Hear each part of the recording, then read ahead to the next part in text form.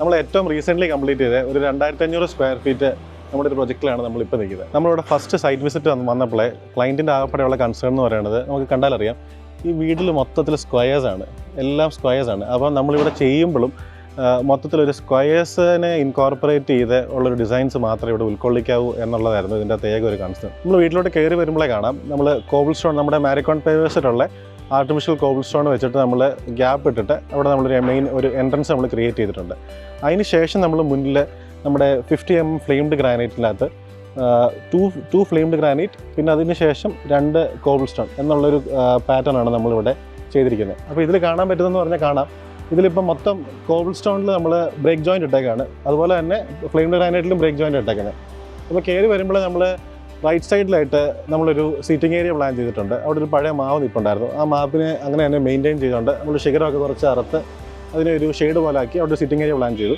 പിന്നെ അതുകൂടാതെ ഞാൻ പറഞ്ഞല്ലോ, ഈ സ്ക്വയേഴ്സ് മെയിൻറ്റെയിൻ ചെയ്യണമെന്ന് പറഞ്ഞല്ലോ. അപ്പോൾ അതുകൊണ്ട് തന്നെ ഈ സ്ക്വയേഴ്സിൽ നമ്മൾ കർവ് സ്റ്റോൺസ് വെച്ച് ഒരു ഓൾ ടുഗെദർ ഒരു വലിയൊരു റെക്ടാങ്കുലർ ലോൺ ഏരിയ കൊടുക്കാതെ എല്ലാം നമ്മൾ സ്ക്വയേഴ്സ് ആയിട്ട് ഡിവൈഡ് ചെയ്തിട്ടുണ്ട്. നമ്മുടെ കർവ് സ്റ്റോൺ ആണ് ഇവിടെ ഉപയോഗിച്ചേക്കുന്നത്, മാരിക്കോൺ പേവേഴ്സിൻ്റെ കർവ് സ്റ്റോൺ ആണ് ഇവിടെ ഉപയോഗിച്ചേക്കുന്നത്. അതുപോലെ തന്നെ ഇവിടെ നമുക്ക് കാണാം, നമ്മുടെ വീടിൻ്റെ സൈഡിൽ കൂടെ ഒരു ബോർഡേഴ്സ് വന്നിട്ടുണ്ട്.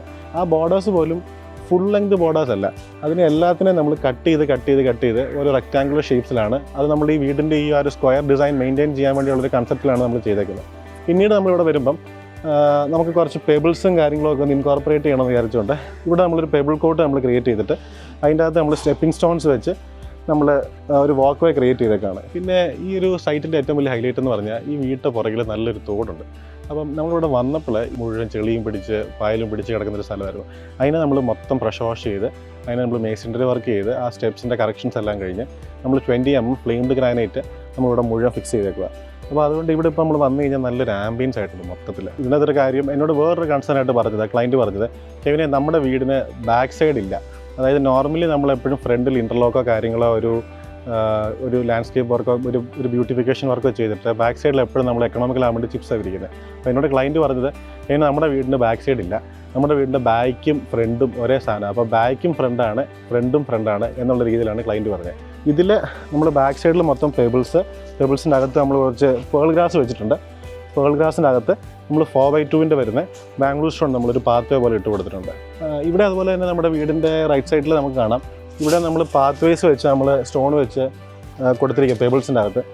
പിന്നീട് ഇങ്ങോട്ട് വരുമ്പോൾ നമുക്ക് കാണാൻ കഴിയും, നമ്മൾ ഗ്രാസിനെ നമ്മുടെ ബാംഗ്ലൂർ സ്റ്റോണിൻ്റെ അകത്ത് ഇൻഫ്യൂസ് ചെയ്യിച്ചേക്കുക. അതായത് ഗ്രാസ് ആണെങ്കിൽ പോലും കണ്ടാലറിയാം 2 റെക്ടാങ്കുലർ ഷേപ്സാണ് നമ്മൾ കൊടുത്തിരിക്കുന്നത്. അത് നിങ്ങൾക്ക് കണ്ടാലറിയാം. നമ്മുടെ ക്ലാഡിങ് ഒട്ടിച്ചൊരു ഭാഗമാണ്. അവിടെ നമ്മൾ ടെർമിനാലി നമ്മൾ പ്ലാൻ ചെയ്തു.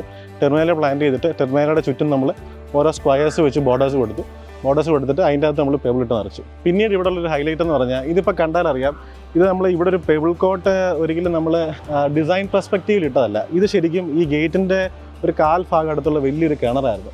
ആ കിണറിനെ നമ്മൾ കൂടുതൽ പേവിങ് ഏരിയ വരാനും കൂടുതൽ നമ്മുടെ ഒരു യൂട്ടിലൈസ് ചെയ്യാൻ പറ്റുന്ന സ്പേസ് ആക്കാൻ വേണ്ടി നമ്മൾ ആ കിണറിനെ മൊത്തത്തിൽ കട്ട് ചെയ്ത് അതിൻ്റെ റിങ് കട്ട് ചെയ്തിട്ട് അതിൻ്റെ മുകളിൽ നമ്മൾ സ്ലാബ് ഇട്ട് ഇതിൻ്റെ മുകളിൽ ഒരു മാൻ ഹോൾ കൊടുത്തേക്കുക. ആ മാൻ ഹോളിനെ കാണാതിരിക്കാൻ വേണ്ടിയാണ് നമ്മളിവിടെ പെബിൾ വെച്ച് ഒരു കോട്ട് പോലെ ഉണ്ടാക്കിയേക്കുന്നത്. പിന്നീട് നമുക്കിവിടെ കാണാൻ പറ്റുന്നൊരു കാര്യം എന്ന് പറയുന്നത്, നമ്മൾ കോബിൾ സ്റ്റോൺ വെച്ചിട്ടാണ് നമ്മൾ ഈ പേവ് ചെയ്തേക്കണം നമ്മുടെ ഫ്ലെയിംഡ് ഗ്രാനൈറ്റിനെ മൊത്തം ബ്രേക്ക് ചെയ്തേക്കുന്നത്. അതിനെ കോബിൾ സ്റ്റോണിൽ നമ്മൾ ബ്രേക്ക് ജോയിനിൽ ഇട്ടേക്കുന്നത്, ഈ പേവ് ചെയ്തേക്കുന്നത് ഫ്ലെയിംഡ് ഗ്രാനൈറ്റ് ബ്രേക്ക് ജോയിനിൽ ഇട്ടേക്കുന്നത്.